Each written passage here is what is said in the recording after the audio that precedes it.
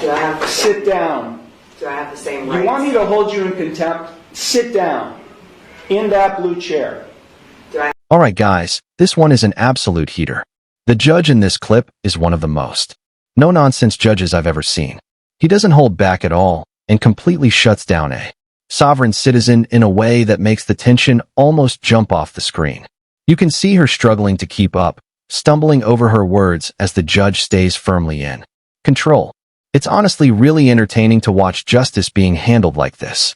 Also, big shout out to old Squishy Gardner for finding this gem. And I want to hear from you. Guys, do sovereign citizens make you laugh, or do they just frustrate you? For me, it's kind of both.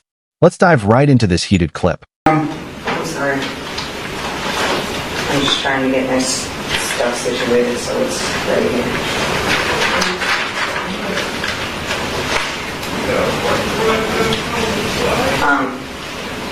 Take a seat I have a question. in this blue chair. Do I have the Sit down. Do I have the same rights? You want me to hold you in contempt? Sit down. In that blue chair. Do I have the Sit down. there? One more time. Sit down.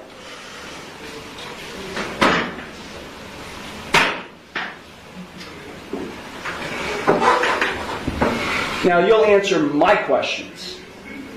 Got it? Did you understand all of the rights and plea options that I explained to you? No, I do not understand. Okay. Then I will enter no plea to the charges filed against you. Well, let me just explain to you.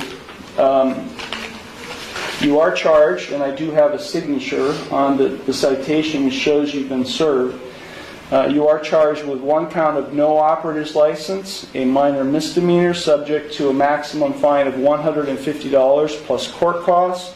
You also are charged with one count of expired plates, also a minor misdemeanor subject to a maximum fine of $150 in court costs.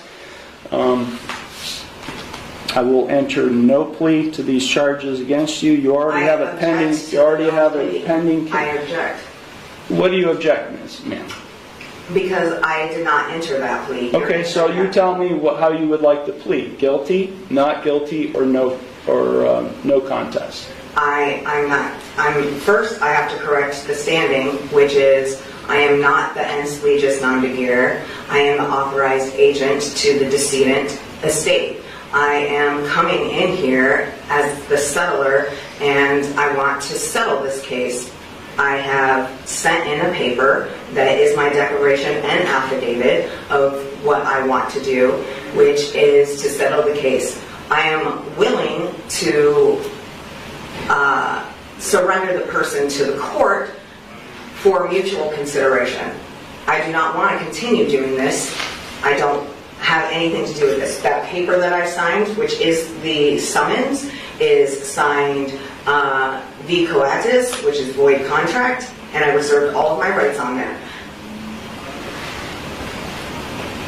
So, is the court willing to give me mutual consideration today or not? I will enter no plea on your behalf to these charges. I've given you 3 plea options to plead.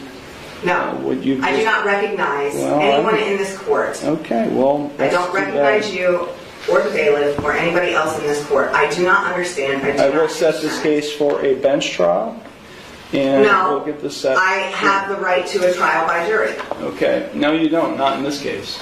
Yes. Now these are not jailable offenses, ma'am. You don't have a right to a trial by jury in this case.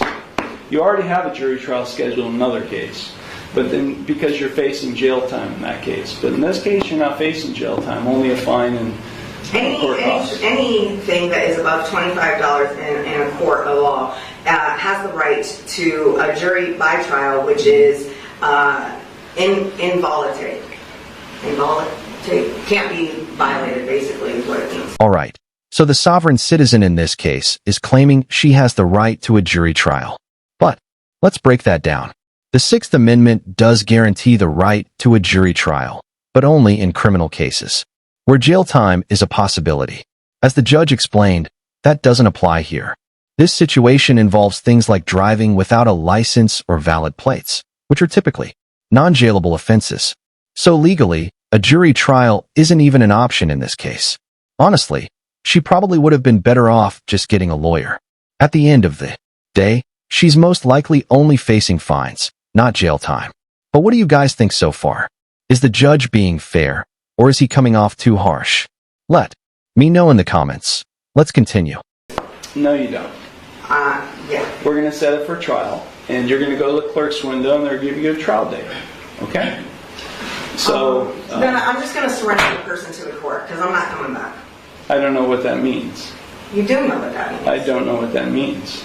I am not the ens legis non de guerre. I told you I don't know what that means either, ma'am. I've been practicing law for 36 years, and what you've just said to me has no meaning to me whatsoever. So, great. Yeah. So ma'am, if you don't leave the courtroom, and if you don't go to the clerk's window to get a trial date, I'll have you arrested and hold you in contempt of court. With what contract? There is no contract. I know You're looking at the contract. You're looking at the one who's going to be able to, has the authority to be able to put you in jail and I'll hold you in contempt. So let me say it one last time, because we have other cases to handle today. If you don't leave the courtroom and go to the clerk's window and get a trial date, which is what I'm scheduling in this case, I will hold you in contempt of court and I'll have you arrested. So, contempt of court for what? What contempt? For not doing what I'm telling you to do, which is to go to the clerk's window and to get a trial date. You're the trustee and I'm the beneficiary. No, there is no trust relationship here. No, there isn't. I've drafted many trusts, and there is no trust relationship between the judge and you, the defendant. Yeah, because you are not the beneficiary, and nor am I the trustee. Yes. Yeah, that's just not how it works, man. It Not is. how it works. You either go to the clerk's window now and get a trial date, or I'll have you taken into custody now. You got it?